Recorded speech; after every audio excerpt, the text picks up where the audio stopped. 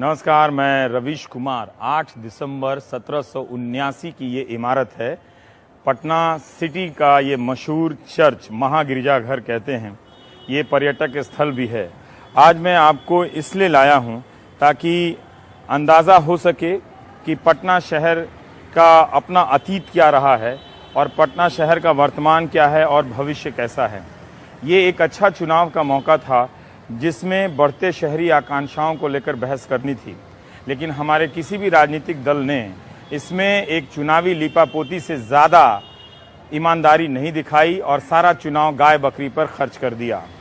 ये इमारत इसलिए लेकर आए हैं ताकि आपको पता चले कि आपका समाज कई धर्मों की सहिष्णुता और उनके समन्वय के साथ बना है, और जैसे ही आप समाज के भीतर जाते हैं तो आप देखते हैं कि वहाँ कितनी आसानी से और कितनी सहजता से तमाम मजहबों के लोग रहते हैं और उनकी इमारतों के प्रति एक तरह से सम्मान है। 1779 में ये इमारत बनती है, इसे पादरी की हवेली चर्च कहते हैं, और 1846 में इसे महागिरजाघर घोषित किया जाता है। ये हमारे लिए एक सिंबल है, प्रतीक है पटना शहर का। पटना शहर तमाम अपनी आधुनिकताओं, परंपरा के बीच में कशमकश से गुजर रहा है। टसल चल रहा है, एक तरह से टकराव चल रहा है। इस शहर की अपनी भौगोलिक सीमा ऐसी है कि विस्तार के लिए आपको बहुत जगह नहीं मिलती है।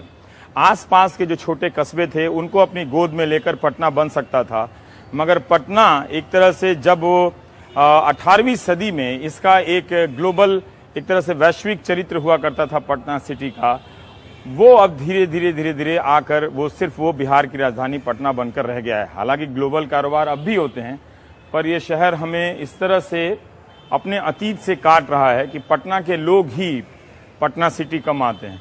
वो दिवाली के समय पटाखा लेने के लिए आते हैं, दुकानदारों से लेते हैं, और दुर्गा पूजा के समय दुर्गा जी की तमाम जो साड़ियाँ हैं, उनके जो साज श्रृंगार की जो चीज़ें हैं वो लेने के लिए आते हैं। तो ये वो गिरजाघर है जो 1779 से अपने वजूद में है, पटना में गंगा नदी के किनारे।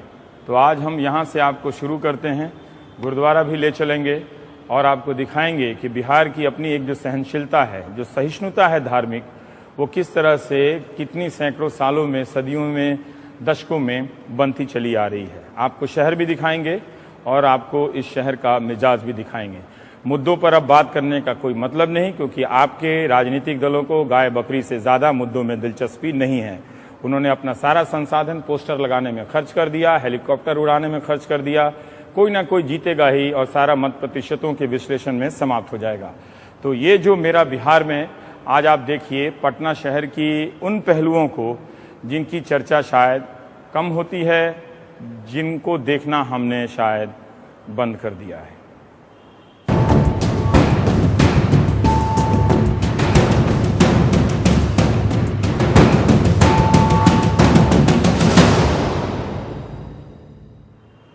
रवीश हूँ, एनडीटीवी इंडिया से। I remember the face. जी, तो फादर, मैंने तो संक्षेप में बताया अपने दर्शकों को कि 1779 में ये चर्च जो है ये अपने वजूद में आता है। थोड़ी और जानकारी उस समय की अगर आप दे सकें शुरू हुई थी 1620 में, 1620 में जो फादर लोग इटली से आए थे, हाँ। चंद्रनगौर से लासा तक गए थे टिबेटन मिशन के लिए, हाँ। उसके लिए गए थे। रास्ते में ये पड़ाव था। बाद में यहाँ पर छोटी सी गिरजा थी। हाँ। फादर रेवाटो ने इसका फाउंडेशन किया था और 7 या 8 साल लिए हैं इसको कंप्लीट करने के लिए। जी, उन्होंने पैदल गांव घूम के चंदा इकट्ठा करके उस जमाने में बनाया था। वेनिशियन आर्किटेक्चर है सामने का। अच्छा। और 6 पिलर्स है, 6 पिलर्स है। मतलब अगर हम अपने दर्शकों कहें तो इटली का वेनिशियन आर्किटेक्चर है। पटना में इटली का तत्व मिल गया। वाह, क्या बात है। वेनिशियन आर्किटेक्चर है, उसके अनुसार बनाया था। और बिहार की सबसे पुरानी चर्च है ये। बिहार का सबसे पुरानी चर्च है और अभी भी पटना आर्चडायोसिस के धर्म प्रांत की कैथीड्रल है। ओके, मैं ये जानना चाहता हूँ कि जब ये इतनी बड़ी जगह में ये चर्च का निर्माण हुआ, तब यहाँ के समाज ने, यहाँ के शासकों ने 1620 में वो कौन थे और उनका क्या नज़रिया था जब यहाँ पे चर्च बन रहा? उस टाइम में यहाँ पर मीर कासिम का वो जमाना चल रहा था। मुस्लिम रूलर्स सब थे। हाँ। उस जमाने में, लेकिन यहाँ पर छोटा सा एक कैथलिक समुदाय भी था। रेगुलर मिस्सा के लिए, प्रार्थना के लिए हमेशा सम्मिलित होते थे। और एक बार चर्च बन गई 1779 में, अभी 236 ईयर पुरानी है ये, 236 साल पुरानी जी। एडिफिस है अभी। बहुत बार रेनोवेट करके मरम्मत करके रखी है। और बिशप हार्टमन का कैथेड्रल था, first bishop of Patna, Patna के बिशप थे। ये घंटा क्या है सर? ये घंटा मैं जानना चाहता हूँ। ये घंटा इसमें बहादुर शाह प्रीति नगर शुरू यहाँ से। आप एडीबी से जानते हैं, एडी माने अन्नो डोमिनी, अन्नो ईयर 1782। हाँ, 1782 बहादुर शाह प्रीति नारायण। हाँ, Regis, Rex Regis, that is a fourth declension of Latin. King of, Regis means king of Nepal. Filius Dorodedit, king of Nepal, gratefully given. और घंटी का नाम है मरिया। 1932 के भूकंप में ऊपर के मंजिल से वो गिर गई थी। अच्छा, ये घंटा गिर गया, घंटा घर से गिर गई थी और क्रैक आया है, इसके वजह से इसको यही इंस्टॉल किया गया। तो नेपाल के राजा ने एक जो तब नेपाल को वो हिंदू राष्ट्र कहा जाता था, उनके राजा ने एक गिरजाघर के लिए इतना बड़ा घंटा बना कर दिया। और 250 किलो से भी ज्यादा, 250 किलो से भी ज्यादा है। और ये भूकंप 1932 के भूकंप में 32 या 34 का भूकंप था, उसमें ये गिर गया। लेकिन ये घंटा अभी भी लटका हुआ है। तो ये एक तरह से हमारे धार्मिक संस्थानों के बीच के जो संबंध है उसका किस्सा है।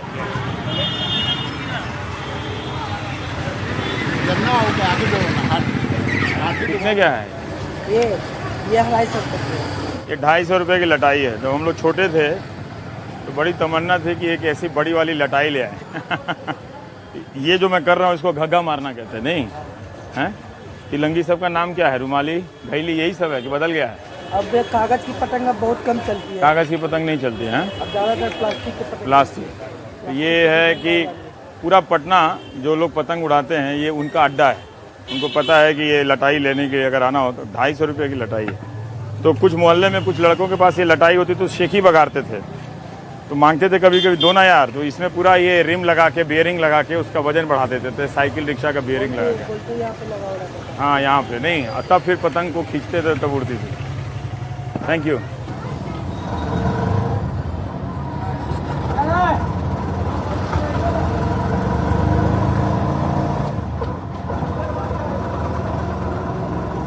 ये पटना का गांधी सेतु है, लेकिन अब काफ़ी जर्जर और कमज़ोर हो चुका है।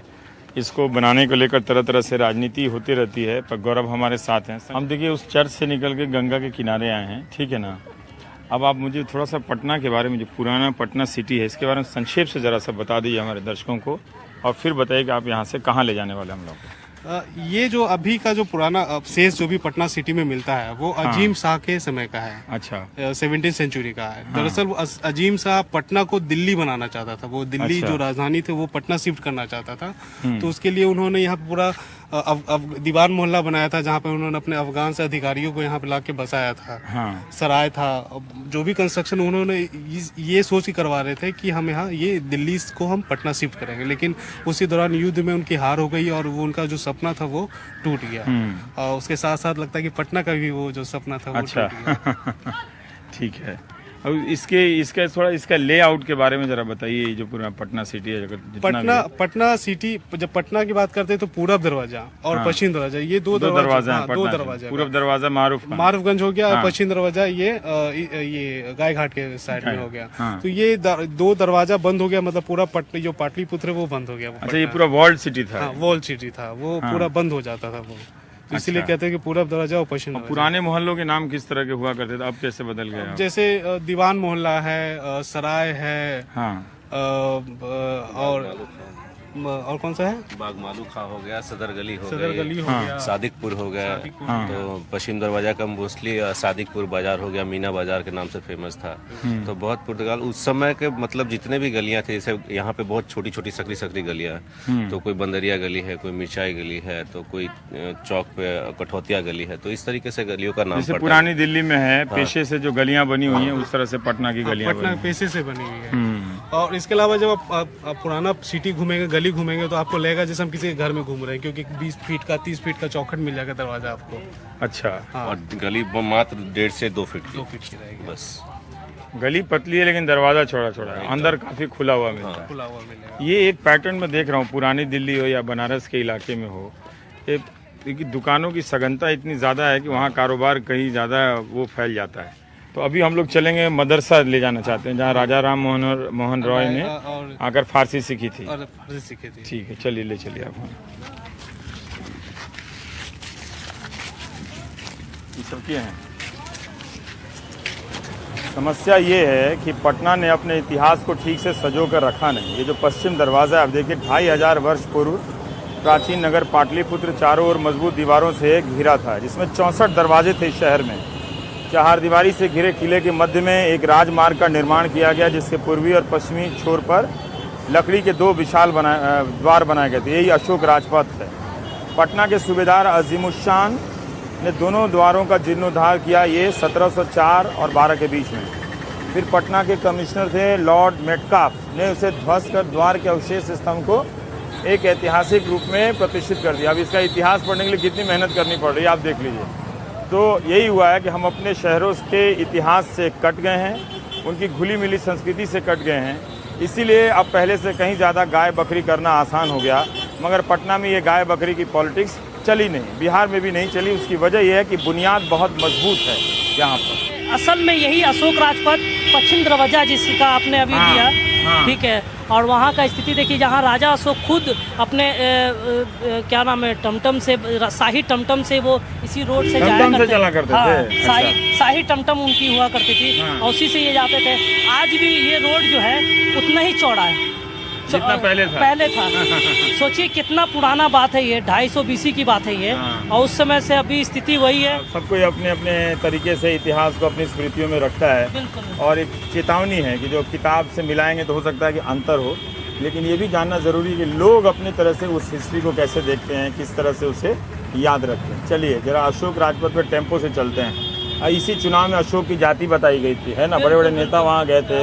अब उनका क्या नाम है? यहाँ से 1 किलोमीटर जाने में आधा घंटा लग जाएगा। आधा घंटा लगेगा, तो आधा घंटा लगा के 1 किलोमीटर हमको जाने दीजिए। बिल्कुल बिल्कुल, थैंक यू। चलिए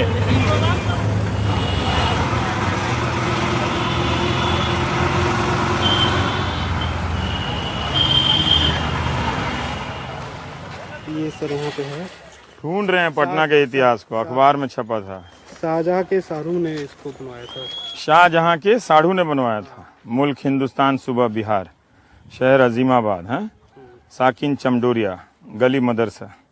पटना सिटी में तख्त श्री हरि मंदिर जी पटना साहिब के बाद पूर्व की जानिब कुछ दूर ये है। फासला तय करने पर नागिन की तरह दाएं बाएं बल खाती या गली बंद होती है। आखिर एक खंडहर नुमा आलिशान इमारत में एक शेर है, दीवार क्या गिरी पुराने मकान की, लोगों ने सेहन से रास्ते बना लिए। और सचमुच यहाँ पे जी आदाब। इस मदरसे की तामीर 1629-30 में बिहार के सूबेदार सईफ खान ने कराया था। सईफ खान मुगलिया बादशाह शाहजहाँ के साढ़ू थे। शाहजहाँ की बेगम मुमताज महल, जिनकी याद में आगरा में ताज महल है, उनकी बहन मल्लिका बानो सईफ खान की शरीके हयात थी। क्या बात है, अरे तरीके हमारी ताज महल से रिश्तेदारी है पटना की। अरे क्या बात है, हैं? मुमताज की बहन जो है यहाँ ब्याही गई थी पटना में। मुमताज की बहन का, हाँ। और उसके मस्जिद के पीछे उसका बाजार। अब कुछ मालूम नहीं है तो नवीन रस्तोगी हैं, कोई रिपोर्टर हैं। अब उनका लिखा हुआ है, अच्छे रिपोर्टर होंगे, कि इसमें लिखा है कि गंगा के किनारे खुशनुमा माहौल में मस्जिद के साथ ये मदरसा इस्लामी अदब और इल्म के लिए ख़ास मकाम रखता था। चूँकि उस ज़माने में हुकूमत की ज़ुबान उर्दू फ़ारसी थी, इसलिए हुकूमती कारिंदों के लिए उर्दू फ़ारसी की जानकारी रखना भी लाजमी था। अपने मुल्क के साथ गैर मुल्कों के लोग अच्छी तादाद में यहाँ आते थे। बंगाल के राजा राम मोहन राय फ़ारसी और इस्लामी फ़लसफ़े की तालीम के लिए इसी मदरसे में आकर 6 महीने तक रहे थे। मस्जिद के अहाते में दक्षिण की तरफ एक 2 मंजिली इमारत आज भी अपने वजूद में है, वो वाला है जहाँ राजा राम मोहन रॉय यहाँ पे उर्दू और फ़ारसी सीखने के लिए आए थे।